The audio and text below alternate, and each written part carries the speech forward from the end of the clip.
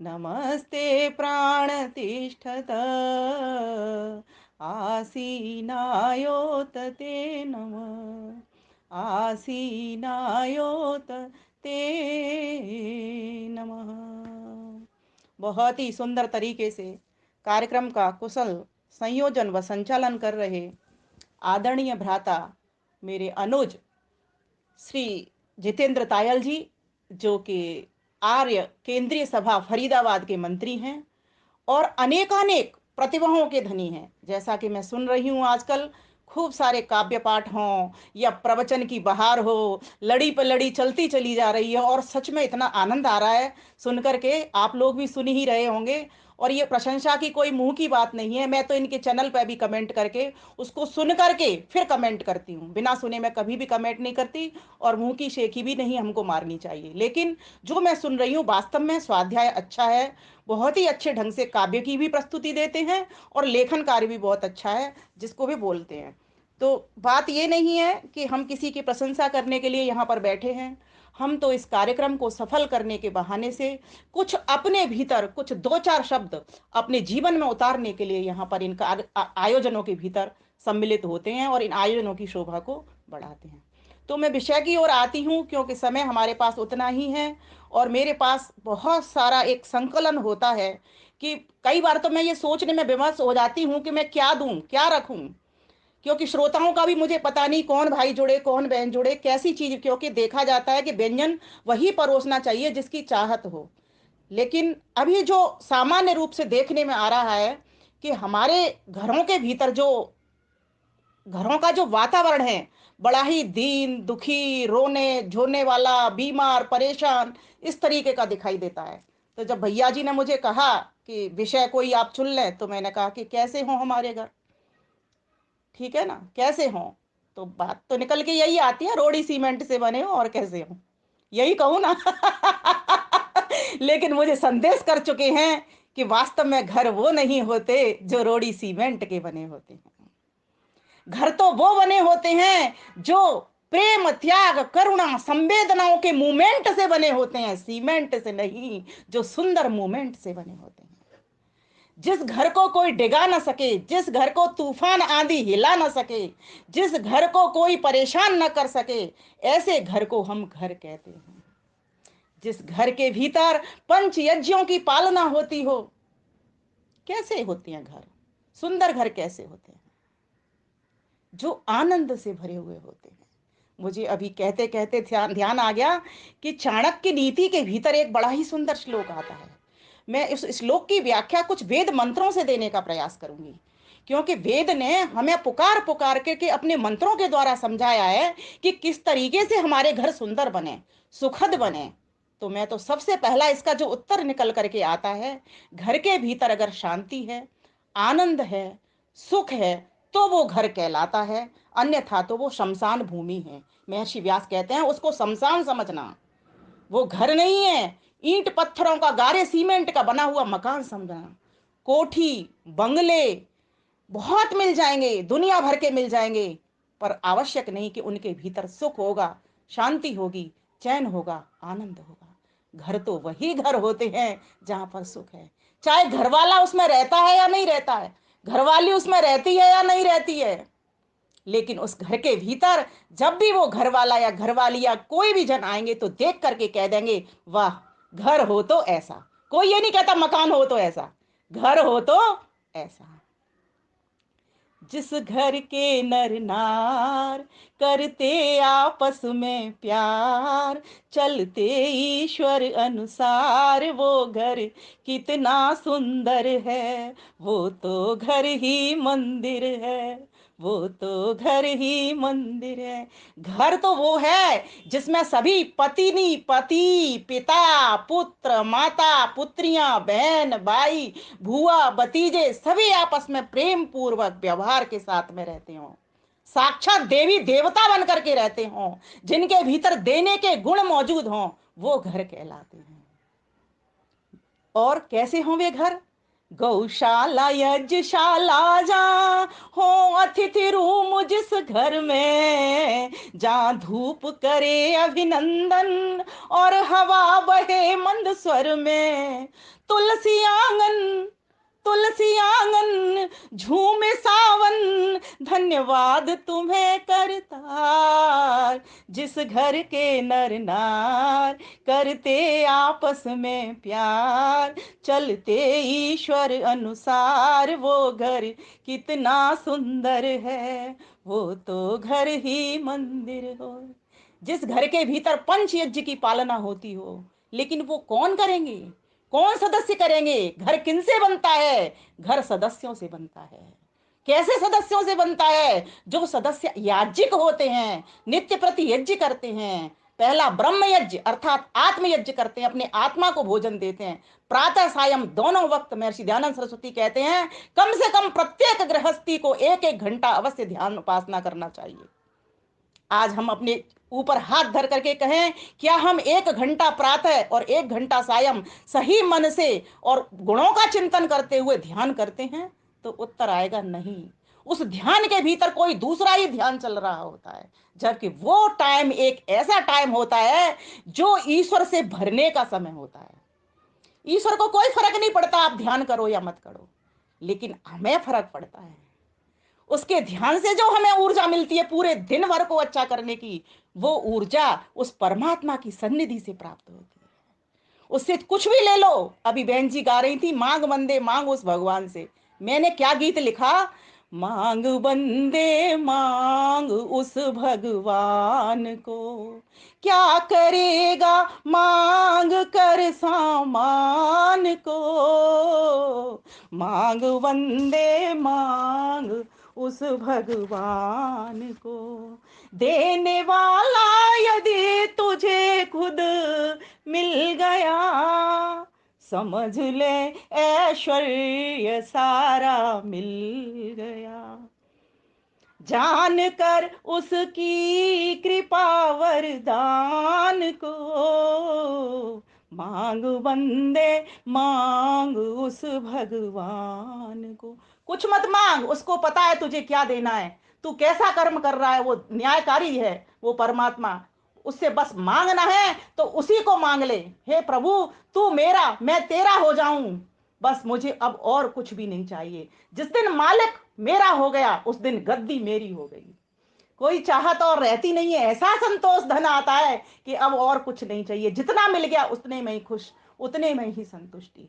तो ये किसका फल है? ये ब्रह्म यज्ञ का फल है, ब्रह्म के समीपता का फल है, वेद की समीपता का फल है। वेद मंत्रों को पढ़ करके तो देखो, प्रत्येक वेद मंत्र का जो लक्ष्य है वो ईश्वर को प्राप्त करना है। अगर उसमें यह भी बात बताई होगी कि घर में कैसे रहें, तो भी उसमें ईश्वर ही लक्ष्य है कि ईश्वर की आज्ञा अनुसार घर के भीतर रहें। जिस परिवार के सदस्य ईश्वर की आज्ञा के अनुसार घर के भीतर रहते हैं, जैसे ईश्वर की आज्ञा क्या है, नित्य यज्ञ करो, ब्रह्म यज्ञ करो, देव यज्ञ करो, पितृ यज्ञ करो, ये ईश्वर की आज्ञा है। महर्षि दयानंद सरस्वती ने और मनु महाराज ने या जितने भी शास्त्रों ने बात कही है वो सब वेद की ही बात कही है, जहां जहां सत्य बात लिखी हुई है। जो जो आज्ञा, जो जो निर्देश, जो जो संदेश, जो जो उपदेश लिखे हैं वो ईश्वर की ही वाणी के लिखे हुए हैं। जहां सत्य ग्रंथ हैं, वो जितने भी सत्य ग्रंथ हैं उनमें यही बात है कि ब्रह्म यज्ञ करो सुबह उठ करके, उसके पश्चात स्नान आदि कर करके देव यज्ञ करो, जड़ और चेतन दोनों देवों की स्तुति उपासना प्रार्थना करो। दोनों देव इस देव यज्ञ से, अग्निहोत्र यज्ञ से ही खुश होंगे। पितृ यज्ञ करो, माता पिता की सेवा सम्मान शुश्रूषा करो, उनके पास 2 मिनट बैठने का समय निकालो, उनको सम्मान दो, उनको आदर दो, संत जनों का स्वागत करो, सत्कार करो। ये तब घर बनते हैं। अगर जिस घर के भीतर ये यज्ञ नहीं होते, अतिथि यज्ञ नहीं होता, कोई अतिथि आज तक घर के भीतर घुसा ही नहीं, अतिथि ने फोन लगाया मैं आ रहा हूं तो कोई ना कोई बहाना बना दिया जाता है कि मैं तो हूं ही नहीं घर में, इतना बड़ा झूठ हम बोल दिया करते हैं। वो समझना घर नहीं है। आप मकान के भीतर रह सकते हो, आप कोठी के भीतर रह सकते हो, आप बंगले के भीतर रह सकते हो, लेकिन आप घर के भीतर नहीं रह सकते। तो कहा जिस घर के भीतर पंच यज्ञों की पालना होती हो, अपने साथ साथ अपने जो आश्रित लोग हैं उनकी भी सेवा शुरू सा होती हो, उनको भी कुछ दान दक्षिणा दिए जाती हो, उनको भी उनकी भिक्षा पत्र में कुछ डाला जाता हो। ऐसे लोगों को अर्थात बल वैष्णदेव यज्ञ, जो चिड़िया है, चींटी है, कुत्ते हैं, पशु हैं, पक्षी हैं, उन सभी को भी कुछ दिया जाता हो अन्न के रूप में, या जो जो उनको वस्तु चाहिए। जिस घर के भीतर ये पंच महायज्ञों की पालना होती है वे ही घर कहलाते हैं, अन्यथा तो वो मकान के रोड़ी सीमेंट के बने हुए घर होते हैं। दूसरी बात आई, इन पंच यज्ञों के पश्चात घर में वेद पाठ अर्थात नित्य स्वाध्याय होना बहुत जरूरी है। जैसे हमें अच्छे से याद है, हमारे दादाजी रामायण पढ़ा करते थे, पूरे घर को साथ लेकर के पढ़ा करते थे, और तभी की हमें वो लय आती है, तभी की वो लय आती है, हम तभी की लय से वो पढ़ते हैं। मांगी नावन के वट आना, कहिए तुम्हार मरम में जाना। जितेंद्र भाई, इसी तरीके से पढ़ी जाती थी ना चौपाई, और दोहावी, सोरठावी, छंद भी। वो लय हमको कहीं सीखने ही नहीं पड़ी, वो घर से ही मिल गई हमको। तो घर के भीतर जब हमारा ऐसा वेद में, रामायण में, महाभारत में, अर्थात अच्छे ग्रंथों का जब हमें पढ़ने को, सुनने का अवसर प्रदान होता है, तो कहते हैं कहीं हमें सत्संग सुनने भी नहीं जाना पड़ता। तो हमारे घर कैसे हों? वेद में हों, सुंदर ग्रंथ सत्य ग्रंथ में हों, सच्चे सत्संग में हों, ईश्वर की सन्निधि लिए हुए हों। ऐसे घर जब हमारे घर होते हैं तो हमारे घर घर कहलाते हैं, अन्यथा तो वो रोड़ी सीमेंट के बने हुए मकान ही होते हैं। सिर्फ उनके दो कान खड़े हुए थे, दो एंटीना लगे होते हैं, इसलिए तो उसको मकान कहते हैं। बगले, सिर्फ बंगले बगल अगल की ताक झाक करते रहते हैं, उनमें कोई बगल अगल में दिखाई भी नहीं देता। इतने बड़े होते हैं वो कि उनमें अगल बगल में कुछ दिखाई नहीं देता। बात तो किससे करें, संपर्क तो किससे करें, कांटेक्ट तो उनके रखते हैं, लेकिन कनेक्टिविटी बिल्कुल खत्म हो जाती है। तो कहा गया कि हमारे घर कैसे हों?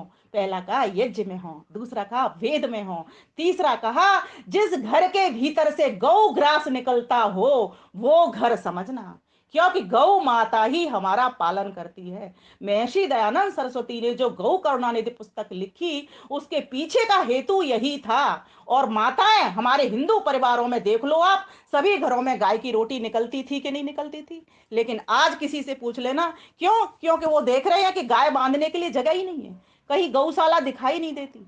लेकिन मैं हर बार किसी ने आप लोगों को ये विकल्प बताया करती हूँ, आवश्यक नहीं कि आप उसको रोटी के ही खिला करके आओ, अगर आपके पास गऊ नहीं है तो बहुत ज्यादा ऐसी व्यवस्थाएं हैं। आप मंदिरों में व्यवस्थाएं करवा सकते हैं, या 5-5 रुपए या 10-10 रुपए रोज के हिसाब से एक गुल्लक बना करके रख सकते हैं। वर्ष में जब आपकी गोवर्धन पूजा आती है उस दिन आप गौशाला में जाकर के अपने हाथ से चारा गुड़ खरीद करके गौ की सेवा कर सकते हो। जिस घर से गऊ का ग्रास निकलता है, क्योंकि जिसके दूध को पी करके, जिसके घी को खा करके हम हष्ट पुष्ट होते हैं, हमारी संतान हष्ट पुष्ट होती है, उस गऊ का अगर हम ग्रास नहीं निकालते तो इससे बड़ी कृतज्ञता कुछ भी नहीं होती। तो कहा घर तो वे घर होते हैं जिसमें गौ पालन होता हो। आवश्यक नहीं कि मैं गौ घर में अपनी में गौ रखूं ही, लेकिन वह भी गौ रखना ही होगा जब गौ के निर्माण के लिए, गौ के बचाव के लिए, गौ की रक्षा के लिए हर संभव यथा स्थिति जिस भी तरह से हम रहते हैं, जहां भी हैं, जिस क्षेत्र में भी काम करते हैं, वहीं से कुछ ना कुछ योगदान हमको निकालना ही चाहिए। तभी समझ लेना हम घर के भीतर रहते हैं, अन्यथा तो वो शमशान भूमि है। चौथी बात कही कि घर तब घर के होते हैं जब उस घर के भीतर बच्चे किलकारी गूंजती हो। जिस घर के भीतर कोई बच्चा नहीं है, सूना पड़ा हुआ है, कहा जाता है वो घर तो शमशान के तुल्य ही है। अर्थात घर की फुलवारी, गुलाब के फूल, गेंदे के फूल जब खिलते हुए होते हैं तो वो घर घर कहलाता है, वो घर बागवानी बन जाती है, वो घर बगिया कहलाती है, वो घर एक कहते हैं गुलदस्ता बन जाता है। और उसकी जो खुशी खुशबू दिग दिगंत में पहुंचती है, अपने राष्ट्र को समर्पित होती है, समाज को समर्पित होती है, वो देखने लायक होती है। उससे परिवार भी समृद्ध होता है, समाज भी समृद्ध होता है, और राष्ट्र भी समृद्ध होता है। और कहा हमारे घर कैसे हों? तो कहा घर आनंद से भरे हों। सानंदम सदनम सुताश्च सुधय, और पुत्र पुत्रियां तो हों, लेकिन कैसे हों? गधे की जैसे नहीं हों। 10-10 बच्चे हैं घर में, लेकिन सब वैसे ही हैं जिनके ऊपर के बोझा ढोया जाता है। जो खुद भार को बहन करने वाले हों, ऐसे हमारे पुत्र पुत्रियां होने चाहिए। सुताश्च सुधय, पुत्र हमारे बुद्धिमान हों। अर्थात जैसे एक चंद्रमा पूरी रात्र के अंधेरे को हर लेता है, ऐसे पुत्र के भीतर क्षमता होनी चाहिए। वेद ने बड़ा ही सुंदर मंत्र कहा है कि पुत्र कैसे हों, तो कहा स्वायुधम सुन स्वस सुनीतम चतुः समुद्र धरुणम रयीणाम चरकृत्यम शंशम भूरिवारम अस्मभ्यम पुत्रम रयिम दाह। पुत्रम रहीम दा, हे परम पिता परमेश्वर, मुझे कैसा पुत्र दो जिससे मेरा घर घर बने। रहीम दा, रहीम कहते हैं धन को, और लेकिन रहीम के भीतर जो एक शब्द छिपा हुआ है वो यश छुपा हुआ है। मुझे ऐसा पुत्र रूपी धन प्राप्त कराइए जो कि यशस्वी हो, कीर्ति को प्राप्त करने वाला भी हो और कराने वाला भी हो। तो वेद मंत्र में कितनी सुंदर प्रार्थना की गई है, कैसा हो? स्वायुधम, जिसके पास अस्त्र शस्त्र हों। अस्त्र शस्त्रों के अर्थ समझ समझ ले, थोड़ा सा छोटा सा, ये लोगों को बड़ा कंफ्यूजन होता है कि अस्त्र और शस्त्र में अंतर क्या है। शस्त्र जैसे तीर तलवार जैसे अपने हाथ से चला जाते हैं, जैसे गदा हो गई, तीर हो गया, और अस्त्र में जैसे फेंक करके दूर तक पहुंचाने वाली चीज, वो अस्त्र कहलाते हैं। तो इस प्रकार से अस्त्र शस्त्रों से सुसज्जित हमारे महारथी वीर, दोग्ध्री धेनुर बोढ़ा नडवानाशु सप्ति ही पुरंधिर योसा, ऐसे बलवान यजमान हमारे हों, वीर योद्धा पुरुष हों, ऐसे पुत्र पुत्री हमारे घर में भीतर हों। तो कहा स्ववश और जितेंद्रिय भी हों, जैसे हमारे जितेंद्र जी का नाम है ना, अपनी इंद्रियों को जीतने वाले हों, अर्थात अपनी स्वयं की रक्षा। ध्यान देना, हमारी स्वयं की रक्षा सिर्फ इतनी सी नहीं है कि बाहर वाला कोई अटैक ना कर पाए। हमारी स्वयं की रक्षा हमारी अपने आप से भी होती है। अगर हमारी इंद्रिया बस में नहीं है तो समझ लेना हम असुरक्षित हैं। कोई भी हमारे ऊपर अटैक कर देगा। अगर काम इंद्रिय हमारी नहीं ठीक है तो काम अटैक कर देगा, क्रोध की इंद्रिय हमारी काम नहीं कर रही है तो क्रोध अटैक कर देगा, काम क्रोध मद मोह लोभ ये सारे के सारे हम पर अटैक कर देंगे। अगर हम इंद्रिय जीत हैं, इंद्रियों को हमने जीत लिया है, तो हम इनके पार चले जाएंगे। इनका जो शुद्ध वर्जन है, शुद्ध विकल्प है, उसको खोज लेंगे। फिर कामना ऐसी होगी, फिर शिव संकल्प में कामना उठेगी। क्रोध ऐसा उठेगा कि मन्यु बन जाएगा। लोभ ऐसा बनेगा कि मितव्यता जीवन में आ जाएगी। लोभ नहीं रहेगा, वो लोभ का अभाव हो जाएगा, क्रोध का अभाव हो जाएगा, मद का अभाव हो जाएगा, अर्थात घमंड चूर चूर हो जाएगा। तो कहा स्वायुधम स्ववस सुनीतिम, और नीतिवान बेटा चाहिए, जैसे आचार्य चाणक्य थे, जैसे कृष्ण भगवान थे। उन्होंने पूरा युद्ध नीतियों के बल पर जीता। अगर उनके जीवन में नीतियां नहीं होती तो वो बिल्कुल हार जाते, लेकिन पूरा युद्ध उन्होंने अपनी ऋजु नीति और कुटिल नीति कूटनीति के द्वारा उन्होंने जीता। तो चाणक्य जी ने भी जीता जिस प्रकार से, उसी प्रकार से श्री कृष्ण के बारे में भी कहा जाता है, उन्होंने भी नीतियों के बल पर पूरा युद्ध जीता। तो घर के रक्षक कौन होंगे? घर कब बन सकता है? जब घर सुरक्षित होंगे, तभी उस घर के भीतर भी सुख होगा, शांति होगी और आनंद होगा। तो इस प्रकार से हमारे पुत्र पुत्रियां कैसे हों? जितेंद्रिय हों, योद्धा हों, धर्मवीर हों, सुनीतिम नीतियों पर चलने वाले हों, घर के नीति न्याय नियम बनाने वाले हों कि किस प्रकार से घर हमारे सुरक्षित रह सकते हैं, किस प्रकार से घर हमारे सुखी रह सकते हैं। घर के कुछ मर्यादाएं होती हैं, घर की कुछ नीतियां होती हैं, घर के कुछ नियम होते हैं, घर के कुछ यम नियम होते हैं, उन पर चलने वाले हों। तब जाकर के ऐसे पुत्र पुत्रियां ही, ऐसे घर के सदस्य ही घर का निर्माण करते हैं। तो कहा और चतुः समुद्रम, और बेटा कैसा होना चाहिए? चारों वेदों का ज्ञानी भी होना चाहिए, वेद ज्ञान की तरह गहराई लिए होने वाला भी होना चाहिए। चार अर्थात धर्म अर्थ काम मोक्ष की ओर भी पुरुषार्थरत भी वो होना चाहिए। ऐसा बेटा होना चाहिए घर के भीतर, तब जाकर के घर आपके घर कहलाएंगे, सुरक्षित रह पाएंगे, सुखी रह पाएंगे, शांत रह पाएंगे और आनंद से भर पाएंगे। आगे कहा धरुणम रईणाम, और रई अर्थात ऐश्वर्य को धरने वाले होने चाहिए।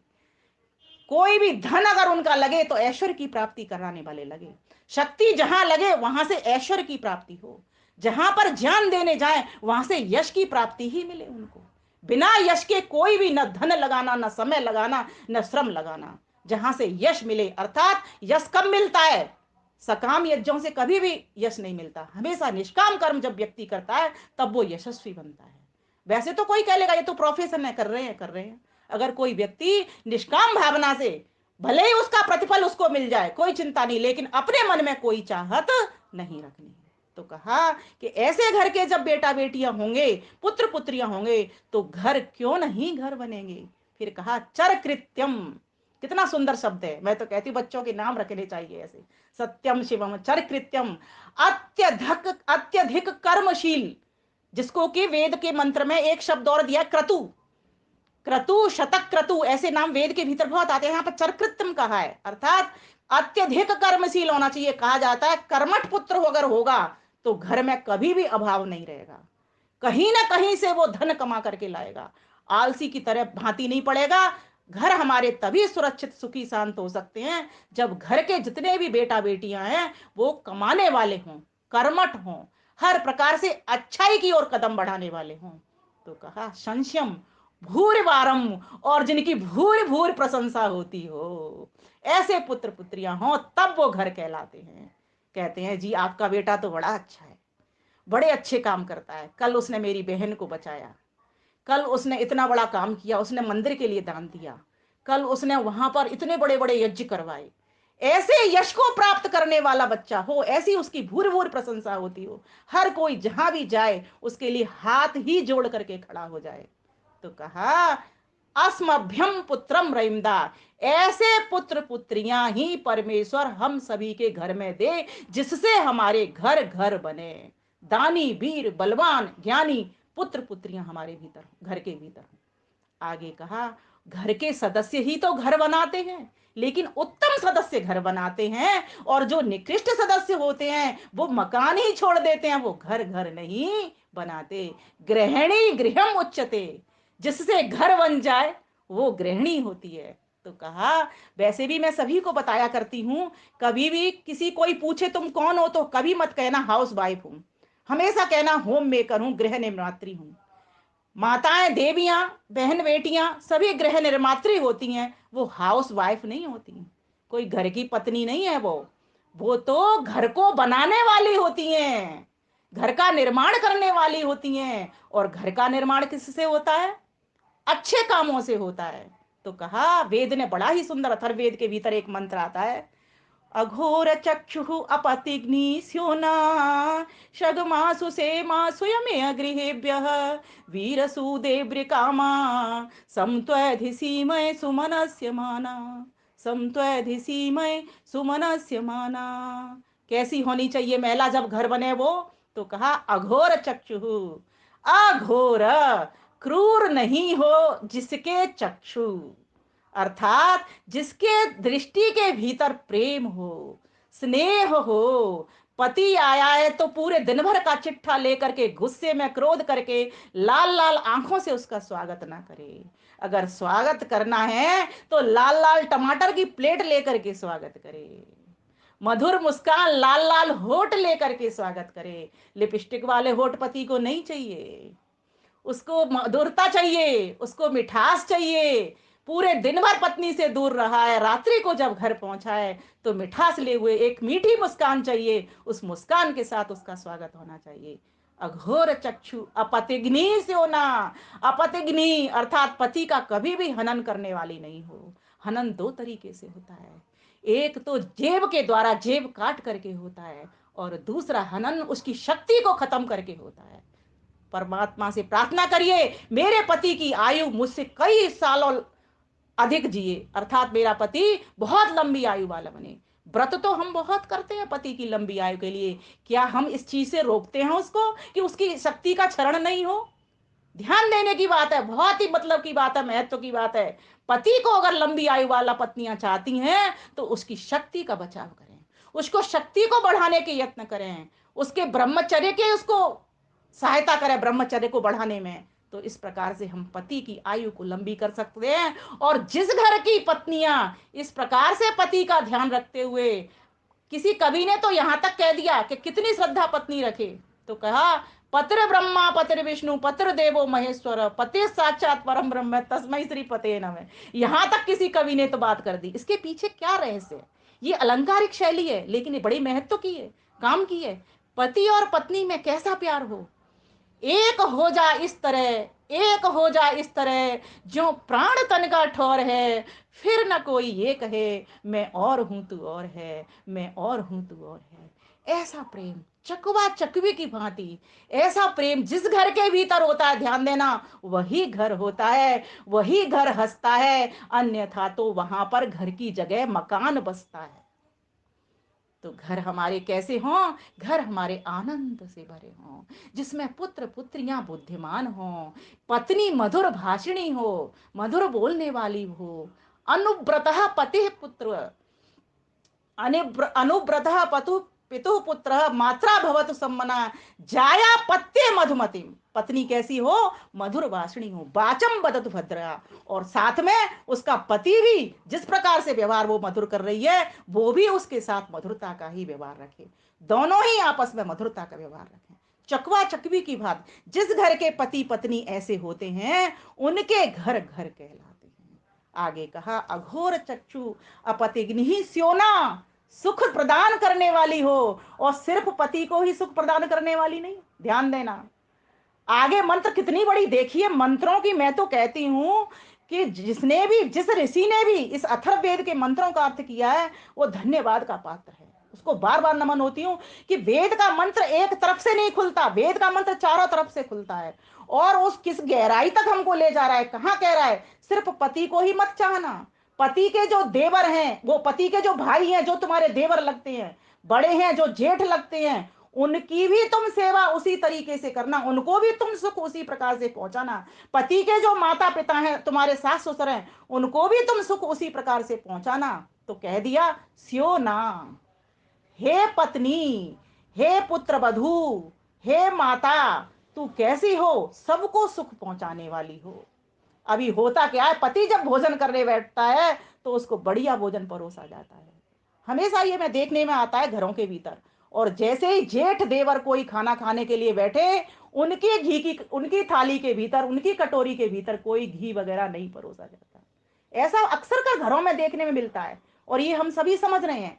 इसको हमें छोड़ना ही पड़ेगा अगर हम चाहते हैं अपने घर को घर बनाना। ये तो मकान है, ड्राइंग रूम जो सजा लिया है, या घर के भीतर जितना भी सामान भर लिया है, ये मकान का सामान है, ये घर का सामान नहीं है। घर का सामान तो जो तुम्हारे सद्गुण हैं, जितने भी घर के मेंबर हैं, जितने भी घर के सदस्य हैं, चाहे वो पिता हो, चाहे पुत्र हो, चाहे पुत्री हो, चाहे पति हो, चाहे पत्नी हो, या माता हो या पिता हो, अगर उनके पास सद्गुण नहीं है तो समझो वो मकान के भीतर रहते हैं, वो घर के भीतर नहीं हो रहते। तो हमारा घर कैसा हो? तो हमारा घर हो उत्तम सदस्यों से भरा हुआ हो। मतलब की बात ये यहां निकल के आई कि पत्नी कैसी हो? स्योना, सुखकारी हो। तो कहा अघोर चक्षु अपतिग्नि स्योना, शगमा सुसेवा। शगमा कहते हैं कार्य दक्ष, हर कार्य को कुशलता से करने वाली। सुसेवा, उत्तम प्रकार से सेवा पहुंचाने वाली, सभी को सेवा देने वाली। शगमा सुसेवा। और फिर क्या कहा आगे? कैसी हो पत्नी? तो कहा अघोर चक्षु अपतिग्नि स्योना, शगमा सुसेवा स्वयमा गृह, यम नियमों पर चलने वाली, घर को भी व्यवस्थित करने वाली, पूरी तरीके से कहीं फुहड़ों की तरह रहने वाली नहीं। घर भी व्यवस्थित हो, स्वयं भी व्यवस्थित हो, और स्वयं का मन भी नियंत्रित हो। ध्यान देना, जिनकी जीभ बहुत चलती है, जिनका दिमाग बहुत चलता है, जिनकी हाथ बहुत चलते हैं, ऐसी महिलाएं कभी भी घर नहीं बनाती हैं। सभी हमारे मर्यादित हों, हाथ हमारे मर्यादित हों, हाथों की शोभा, हाथों का आभूषण दान देने में, देवरानी हो, जेठानी हो, सास हो, ननद हो, कोई भी हो, सबको पहले से लो माँ जी, लो बहन जी, लो दीदी जी, किसी भी प्रकार से इस प्रकार के वचन करके हाथों को आगे बढ़ाने वाली हो, हाथों से खींचने वाली नहीं है। तो बहुत सारी बातें हैं, बहुत सारे मेरे पास वैध मंत्र हैं। मुझे लग रहा है समय तो बढ़ता ही चला जा रहा है, लेकिन फिर भी मुझे अपनी बात तो कहनी है पूरी, थोड़ी सी तो कह ही दूं। तो आगे कहा, अघोर चक्षु अपतिग्नि सोना सगमा सुसेवा स्वयमाग्रेब, वीरसु और उत्तम संतानों को जन्म देने वाली हो, वीर पुत्रों का निर्माण करने वाली हो। चूहे छछूंदर बिल्ली जैसे पुत्र पुत्रियां हमें नहीं चाहिए, और उसके लिए 4 पीढ़ियों को आह्वान करना चाहिए। जैसे अगर आज मेरी बहू अगर हो, उसको बच्चा चाहिए, तो उससे मुझसे 2 और पीढ़ी पहले, अर्थात मेरी जो दादी सास होगी, वहां से आह्वान शुरू हो जाना चाहिए कि मेरे जो पौत्र की जो बहू आएगी, उसके जो बच्चा होगा वो कैसा होगा। शास्त्र कहते हैं 4 पीढ़ी पहले से आह्वान होना चाहिए। और आज बिना सोचे समझे चले चले जा रहे हैं, बच्चे पैदा कर रहे हैं, तो वो तो चूहा छछूदर की तरह ही घर के भीतर होंगे, और ऐसी संतान से कोई घर घर नहीं बनता, ये तो क्लेश की भूमि बन जाती है, अर्थात पूरी। ऐसे पुत्रों से तो लगता है हमको कि मर जाना ही ठीक है। कई बार तो ये आयु को भी ले जाते हैं, माता पिता की को। तो कहा कि पत्नी कैसी हो, पुत्र कैसा हो, और पिता कैसा हो। तो अथर्ववेद के भीतर एक और मंत्र कह दिया, ऊर्जम बिभ्रद बसवनी, ऊर्जा से भरा हुआ हो। ऐसा नहीं हो जिस ऊर्जा से हीन हो, कांति से हीन हो। ऐसे अगर पिता, ऐसा अगर मुखिया घर का हो गया, तो पूरा घर फिर कैसा रहेगा, अव्यवस्थित रहेगा, अनियंत्रित होगा, जिसकी मर्जी है वो मनमानी करेगा। और मनमानी जहां हो गई, समझो वो घर तो बिल्कुल परेशानी में से गिर गया। जिस घर में एक दूजे की बात जाए मानी, उस घर कभी न आए कोई भी परेशानी, उस घर कभी न आए कोई भी परेशानी। तो कैसा हो पिता, ऊर्जम बिभ्रत बस बने, बसाने वाला हो। जैसे वसु हम सबको बसा रहे हैं, 8 वसु, उसी प्रकार से उसके 8 सद्गुण होने चाहिए। अब ये लंबी व्याख्या चली जाएगी, इसीलिए इस विषय को मैं यहीं पर रोकते हुए अब आगे की भी गीत का जो मेरा इंतजार करते हैं, मेरी कविता का इंतजार करते हैं, वहां शुरू कर देती हूँ। क्योंकि ये व्याख्या का अंत होना नहीं है, मेरे पास बहुत सारे ईश्वर की कृपा से मंत्रों की लाइन लगी हुई है। तो अब इसको तो मैं यहीं बंद करती हूँ, और गीत पर आ जाती हूँ। तो पुत्र पुत्रियां और जितने भी माता पिता, जितने भी सदस्य हैं, वे सभी उत्तम कोटि के होने चाहिए, वेद के अनुसार जीवन जीने वाले होने चाहिए। तब जाकर के वे घर घर कहलाते हैं। सार यहाँ पर ये निकलता है। तो आइए इस सार को मैं अपनी कविता, जो मैंने आप जितेंद्र भाई के लिए स्पेशल लिखी है, इसको समर्पित करती हूँ, क्योंकि ये भी कवि हैं, और मैं चाहती हूँ कि अपने काव्य को आपके सामने प्रस्तुत करूं। जिस जिस घर, इसकी 1-2 लाइन मैंने सुना दी थी, वहीं से शुरू कर रही हूँ। जिस घर के नर नार करते आपस में प्यार, रहते ईश्वर अनुसार, वो घर कितना सुंदर है, वो तो घर ही मंदिर है। जिस घर की बहू बेटियां आपस में मधुर बतियाती, कोई सुबह की झाड़ू लगाती, कोई शाम का दिया जलाती, कोई न रूठे कोई न टूटे, सरगम की मधुर झंकार। जिस घर के नर नार करते आपस में प्यार, चलते ईश्वर अनुसार, वो घर कितना सुंदर है, वो तो घर ही मंदिर है। जिस घर के पुत्र पिता भी हो वीर गुणी और ज्ञानी, भ्राता हो भरत से त्यागी, और वीर कर्ण से दानी, कोई सवाली जाए न खाली, ले सबका भार संभार। जिस घर के नर नार करते आपस में प्यार, चलते ईश्वर अनुसार, वो घर कितना सुंदर है, वो तो घर ही मंदिर है। जिस घर में मान बड़ों का हर दम है देखा जाता, उस घर में क्लेश कभी भी ना पास फटकने पाता। होती सब पर, पूरे घर पर आशीषों की भरमार। जिस घर के नर नार करते आपस में प्यार, चलते ईश्वर अनुसार, वो घर कितना सुंदर है, वो तो घर एक मंदिर है। जिस घर में ईश वंदना श्रद्धा से सब मिल करते, स्वाध्याय समर्पण सेवा सत्संग से झोली भरते, सारे परिजन हो विमल मन करते ईश्वर से प्यार। जिस घर के नर नार करते आपस में प्यार, चलते ईश्वर अनुसार, वो घर कितना सुंदर है, वो तो घर ही मंदिर है, वो तो घर ही मंदिर है। जहाँ प्रीति भोज हो मिलकर उस भोजन से सुख भारी, जहाँ प्रीति भोज हो मिलकर उस भोजन से सुख भारी, घृत प्रेम का तड़के बाला ऊपर से पड़ा हो थारी, घृत प्रेम का तड़के वाला ऊपर से पड़ा हो थारी। फिर क्या तीता, फिर क्या मीठा, फिर क्या तीता, फिर क्या मीठा, खाए खुश हो परिवार। जिस घर के नर नार करते आपस में प्यार, चलते ईश्वर अनुसार, वो घर कितना सुंदर है, वो तो घर ही मंदिर है, वो तो घर ही मंदिर है। तो आप सभी का बहुत बहुत धन्यवाद करती हूँ धैर्यपूर्वक और ध्यान से सुनने के लिए। बहुत सारी बातें हैं, हम भाग चलाएंगे इसके भी, एक से लेकर के आज एक भाग हो गया, और बहुत सारे वेद मंत्र हैं, सुनते हैं पढ़ते हैं, ये भी एक सुनने का तरीका है। ये मंच भी जो हम सभी को मिलता है जितेंद्र भाई की तरफ से, यह भी श्रवण करने का एक तरीका है, वेद मंत्रों के पास होने का तरीका है, ईश्वर से मिलने का एक तरीका है। क्योंकि वास्तव में जिस दिन हमको अपने घर का निर्माण करना आ जाएगा, उस दिन समझो हम दुनिया के सर्वश्रेष्ठ प्राणी मनुष्य कहलाने के अधिकारी हो जाएंगे। जो घर का सुंदर निर्माण कर लेता वही सुंदर समाज का भी निर्माण कर पाता है। क्योंकि नीति न्याय नियम उसी व्यवस्था से चलते हैं, जैसे घर के मुखिया के दायरे में सारा कुछ चलता है, उसी प्रकार से समाज के मुखिया। तो हमें एक मुखिया बनना आ जाएगा, एक मुख्य पात्र बनना आ जाएगा, उस दिन हम अपने घर का निर्माण कर लेंगे। और समाज और देश तो फिर अपने आप ही, जब हर कोई अपने अपने घर को बनाना सीख जाएगा, तो समाज और देश अपने आप ही सुगठित विकसित और सुदृढ़ सुंदर हो जाएगा।